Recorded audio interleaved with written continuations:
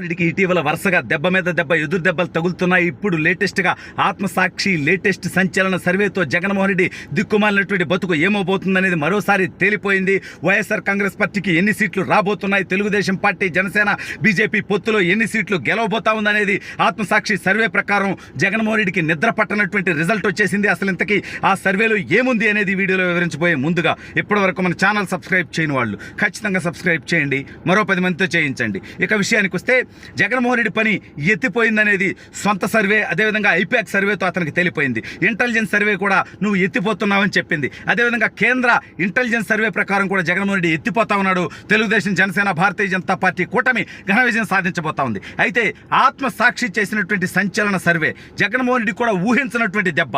జగన్మోహన్ రెడ్డి ఎక్కడైతే కాస్తో కోస్తో బలంగా ఉన్నాననుకున్నాడో అక్కడ కూడా దెబ్బ పడేటువంటి పరిస్థితి. ఎంపీ స్థానాలు కనుక గమనిస్తే లేదా ఆ యొక్క పర్సంటేజ్ చూస్తే, ఓటు పర్సంటేజ్ చూస్తే జగన్మోహన్ రెడ్డికి నిద్ర కూడా పట్టనటువంటి విధంగా ఆత్మసాక్షి సర్వే, అంటే ఎన్నికలకి కేవలం 40 రోజుల సమయం ఉండగా ఈ సర్వేతో జగన్మోహన్ రెడ్డికి దిక్కుతోచినటువంటి స్థితి.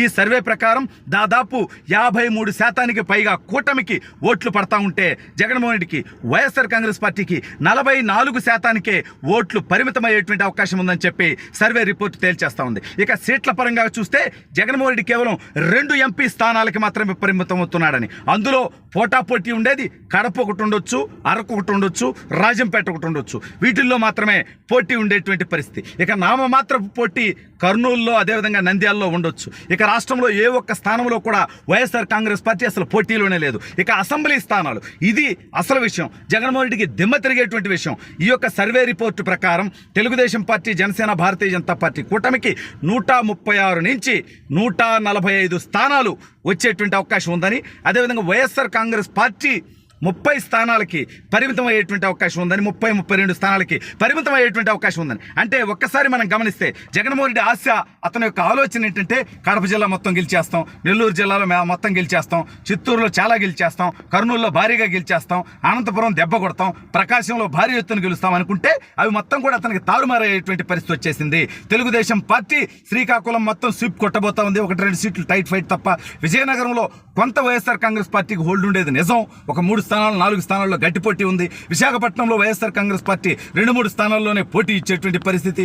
అదేవిధంగా తూర్పుగోదావరి జిల్లాలో ఒక 3 స్థానాల్లో మాత్రమే పోటీ ఇచ్చేటువంటి పరిస్థితి. పశ్చిమ గోదావరి జిల్లాలో 2 స్థానాల్లో మాత్రమే వైఎస్ఆర్ కాంగ్రెస్ పార్టీ, తెలుగుదేశం, జనసేన, బీజేపీ కూటమికి పోటీ ఇచ్చేటువంటి పరిస్థితి. కృష్ణా జిల్లాలో 3 స్థానాల్లో పోటీ ఉండేటువంటి పరిస్థితి. అంటే మిగిలిన స్థానాలన్నీ కూడా, కృష్ణా జిల్లాలో 16 స్థానాలు ఉంటే 13 స్థానాలు తెలుగుదేశం ఘన విజయం సాధించడానికి సిద్ధంగా ఉంది. అదేవిధంగా గుంటూరు జిల్లాలో కేవలం 3 స్థానాల్లో మాత్రమే పోటీ ఉండేటువంటి పరిస్థితి. ప్రకాశం జిల్లాలో కూడా 3 స్థానాల్లోనే పోటీ, 12 స్థానాలకు కాను 9 స్థానాలు తెలుగుదేశం ఘన విజయం సాధించడానికి సిద్ధంగా ఉంది. ఇక నెల్లూరు జిల్లాలో 7 స్థానాల్లో తెలుగుదేశం గెలుపుకి అవకాశం ఉంది.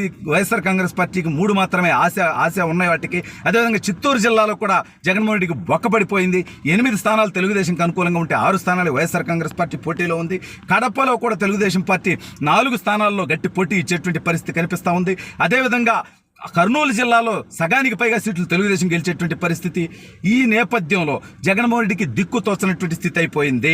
తాను ఓడిపోతే ఇంకా ఎన్నికలకు 45 రోజుల సమయం ఉంది. ఈలోపు ఒక్కసారి ఎవరిదైనా గ్రాఫ్ పట్టం మొదలు పెడితే మళ్ళీ లేచేది ఉండదు, నిలబడేది ఉండదు. కాబట్టి ఇవాళ 30-32గా ఉన్నటువంటి జగన్మోహన్ రెడ్డి స్థానాలు రాబోయే రోజుల్లో మరింత ఘోరంగా 20కి 15కి కూడా పడిపోయేటువంటి అవకాశం ఉంది. ఎందుకంటే ఇచ్చిన ఏ హామీని నిలవేర్చుకోవాలి. ఇప్పుడు నా బీసీలు, నా ఎస్సీలు, నా మైనార్టీలు అంటాడు, వాళ్ళందరికీ గుండు కొట్టాడు కదా, వాళ్ళందరి మీద ధర్నా దోపిడీలు చేశాడు కదా. అదేవిధంగా యువతకు ఉద్యోగ అవకాశాలు ఇచ్చాడా, మహిళల కోసం మద్యపాన నిషేధం చేస్తా అన్నాడు, చేశాడా? ఈ రకంగా ఇచ్చిన ఏ హామీ నెరవేర్చలేదు. అందుకే ఏ ఒక్క వర్గం కూడా జగన్మోహన్ రెడ్డికి ఓటేయడానికి సిద్ధంగా లేదు. అయితే ఈయన ఏదైతే బట్టన్ నొక్కా అని చెప్పుకుంటా ఉన్నాడు, కొంతమంది చదువుకోనటువంటి అమాయకులు ఇంకా అతనేదో చెలరిస్తాడనేటువంటి ఉద్దేశంతో అతన్ని నమ్ముతూ కులం కోసం కొంతమంది, మతం కోసం కొంతమంది, ప్రలోభాల కోసం కొంతమంది లొంగుతున్నారు తప్ప, లేదంటే జగన్మోహన్ రెడ్డి పరిస్థితి ఏంటంటే 20% ఓట్లు కూడా అతనికి రాకూడదు. అరే సొంత చెల్లి అతనికి వ్యతిరేకంగా పోటీ చేస్తా ఉంటే నన్ను అన్యాయం చేశాడంటే, సొంత తల్లి నా పార్టీ నుంచి తరిమేసినటువంటి వ్యక్తికి ఈ రాష్ట్రంలో ఉన్నటువంటి ఏ ఒక్క మహిళ అయినా ఓటేయొచ్చా అనేది ఒకసారి మహిళా లోకం కూడా ఆలోచించాలి.